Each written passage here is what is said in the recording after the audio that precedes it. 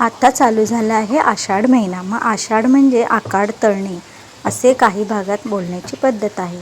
त्याचप्रमाणे मी हे आकाड तळला आहे.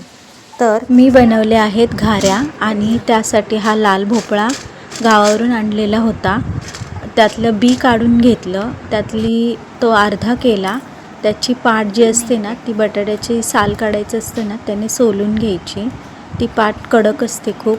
जर ते काढली नाही ना कडक ते साल त्याची, तर ते कचकच लागतं. म्हणून ती पूर्ण सोलून घ्यायची. आणि हे बघा, ह्या पद्धतीने तुकडेसुद्धा करू शकता तुम्ही त्या गराचे, किंवा खिसूनसुद्धा घेऊ शकता. पातेल्यामध्ये मी पाण्यामध्ये ते तुकडे आहेत ते शिजवून घेतले आहे. त्यातच मी गूळ टाकला आहे.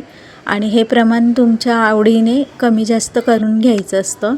जेवढा आपला भोपळा आहे तेवढा गूळ घ्यायचा.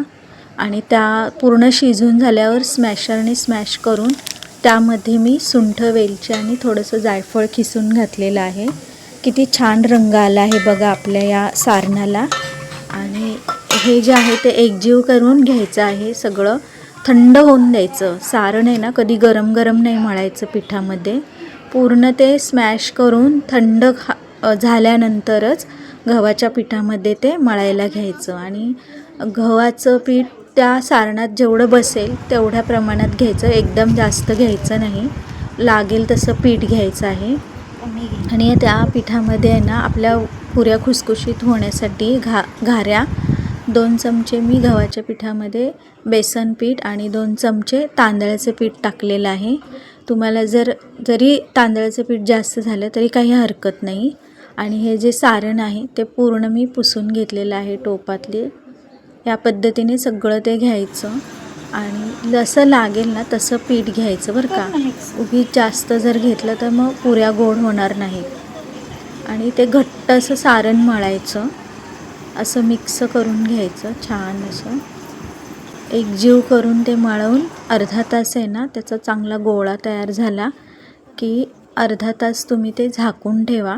आणि नंतर मग त्याचे हा बघा कसा घट्ट असा गोळा तयार केलेला आहे. नंतर मग अर्ध्या तासाने छोट्या छोट्या पुऱ्या लाटू शकता. पण मी पटकन होण्यासाठी आपले चपातीला जसं आपण गोळा घेतो त्या पद्धतीने मोठा गोळा घेऊन असं मोठं लाटलेलं आहे चपातीसारखं. आणि ह्याला तुम्ही वाटीने गोल करून छान अशा पुऱ्या पाडू शकता. ह्यामध्ये काय होतं माहिती आहे का, मोठ्या गोळ्यामुळे पटकन आपल्या पुऱ्या तयार होतात. 3 ते 4 पुऱ्या एका चपातीच्या गोळ्यासारखं आपण लाटलं ना की बसतात. आणि छोटे छोटे गोळे घेतले की वेळ जातो. त्यावरतीच काय करायचं, खसखस स्प्रेड करायची आणि ती लाटायची. मग ते वाटीने पुऱ्यांचा आकार करायचा.